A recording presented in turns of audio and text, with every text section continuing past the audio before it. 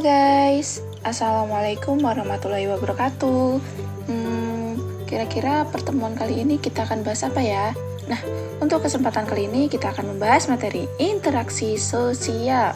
Nah, kira-kira apa sih interaksi sosial itu? Interaksi sosial berasal dari dua kata yaitu interaksi dan sosial. Interaksi memiliki makna tindakan yang terjadi secara dua orang atau lebih yang bereaksi akan timbal balik melalui kontak langsung maupun tidak langsung. Kata sosial itu sendiri berarti mencakup saling berkesinambungan atau bekerja sama seperti halnya manusia merupakan makhluk sosial yang tidak bisa hidup sendiri dan akan membutuhkan orang lain.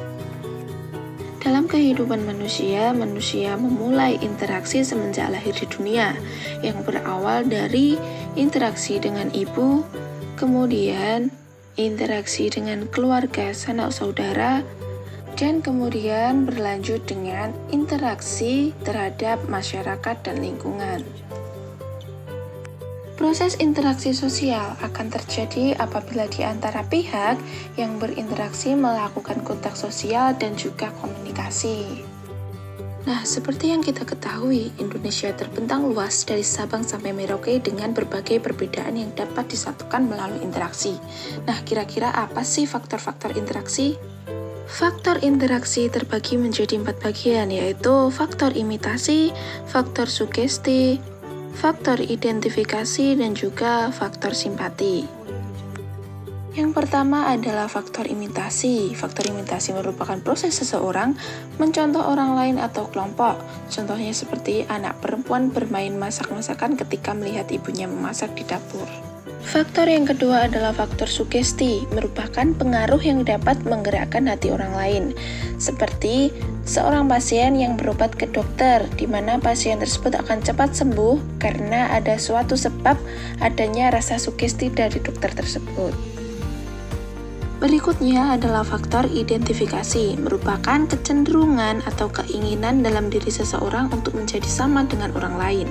Contohnya, seorang penggemar menirukan fashion serta kehidupannya, bahkan sampai melakukan operasi plastik supaya mirip dengan idolanya. Dan yang terakhir adalah faktor simpati, merupakan kemampuan untuk merasakan diri seolah-olah berada dalam posisi orang tersebut dalam keadaan menderita. Contohnya pada saat ada tetangga kita yang sedang membutuhkan bantuan atau terkena musibah, maka otomatis di situ kita akan merasakan iba dan ingin membantunya. Nah, teman-teman, tidak semua tindakan manusia merupakan interaksi sosial. Lantas, tindakan yang seperti apa sih yang dikatakan interaksi sosial? Berikut ciri-ciri interaksi sosial. Ciri-ciri yang pertama adalah jumlah pelaku lebih dari satu orang. Nah, interaksi biasa terjadi dalam 2 orang atau lebih dan saling keterkaitan. Ciri-ciri yang kedua adalah berlangsung secara timbal balik antar pihak satu dan pihak lainnya, yang kemudian terjadi komunikasi antar pelaku. Seperti yang terjadi pada video berikut di mana terjadi timbal balik antar pihak satu dan pihak lainnya. Ciri-ciri yang ketiga adalah adanya tujuan. Nah, tujuan interaksi ini dilakukan dengan tujuan sebagai penyampai informasi, silaturahmi, pengakraban, dan juga relasi. Dan masih banyak lagi digunakan sebagai kebutuhan dalam kehidupan manusia sehari-hari. Maka tak heran jika interaksi terjadi setiap hari, karena di mana ada manusia, di situ ada interaksi. Dilihat dari kacamata dunia, Indonesia terbentuk dari beraneka ragam perbedaan. Untuk itu, interaksi sosial dapat terjadi dimanapun dan kapanpun serta dilakukan oleh siapapun tanpa mengenal usia, status sosial, dan juga pendidikan. Dengan demikian, mereka berinteraksi dengan bentuk yang beraneka ragam. Ada beberapa bentuk interaksi sosial dalam kehidupan masyarakat, yaitu sebagai berikut. Yang pertama, asosiatif.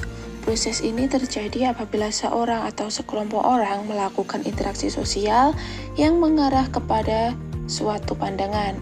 Nah, proses ini terdiri dari 3 bentuk. Yang pertama, kerjasama.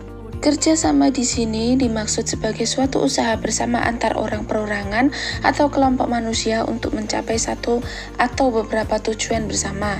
Bentuk kerjasama ini dalam masyarakat Indonesia dikenal sebagai istilah gotong royong. Yang kedua adalah akomodasi, yaitu suatu usaha manusia untuk meredakan suatu pertentangan melalui satu mediasi dengan menggunakan pihak ketiga dalam menyelesaikan pertentangan, kemudian menggunakan toleransi di mana saling menghargai, saling mengerti, saling menghormati. Menanamkan rasa saling menghargai sejak dini agar mereka mudah menerima perbedaan sehingga menghindari pertikaian di masa yang akan mendatang.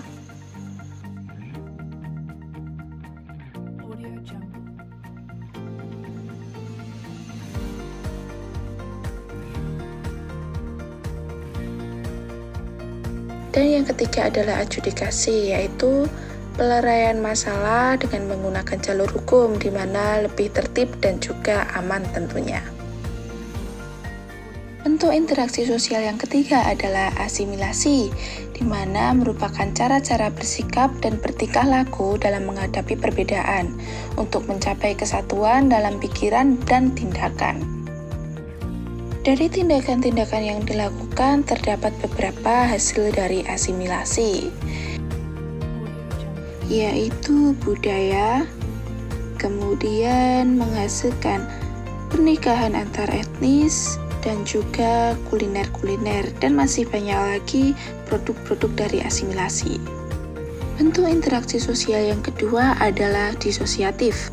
Proses ini terjadi apabila seorang atau sekelompok orang melakukan interaksi sosial yang mengarah pada konflik dan merenggangkan solidaritas.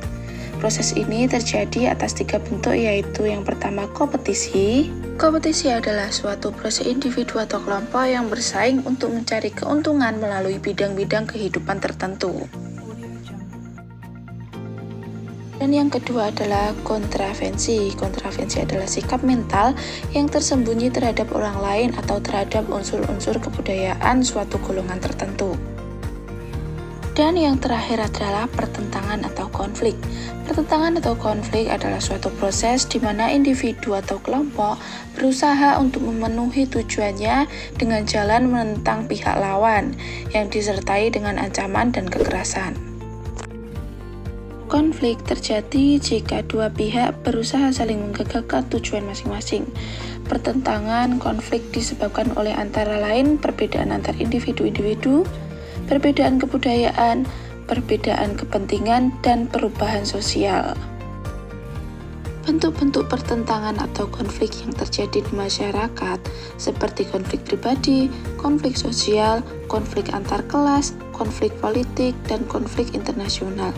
Akibat pertentangan konflik, harta benda hancur, kebahagiaan keluarga terampas, dan bahkan nyawa terenggut secara paksa.